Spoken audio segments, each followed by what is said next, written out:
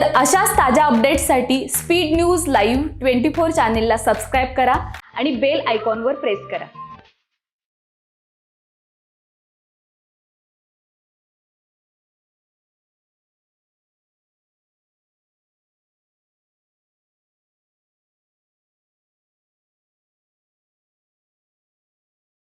टेंबलाईवाडी विद्यालयासमोर Omni कारने अचानक पेट घेतला। या अपघातात प्रसंगावधान टाकल्याने चालक जितेंद्र भांडजी थोडक्यात वाचले।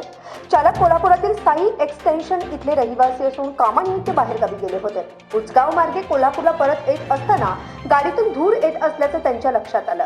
त्यांनी तात्काळ कार थांबवून अग्निशमन दलाला फोन केला। अवघ्या काही मिनिटातच अग्निशमन दल घटनास्थळी पोहोचून आग विझवण्यात आली। या घटनेत कार पूर्णपणे जळून खाक झाली असून अंदाजे 40 ते 50 हजार रुपयांचे नुकसान झालं आहे। ही आग शॉर्ट सर्किटमुळे लागल्याचा अंदाज व्यक्त केला जात आहे। ही आग विझवण्यामध्ये कावळा नाका फायर स्टेशनचे उमाजी निकम, रवींद्र थोंबरे, फायरमन माणिक कुंभार, सुनील यादव, संभाजी घेतले आदींनी सहभाग घेतलाय।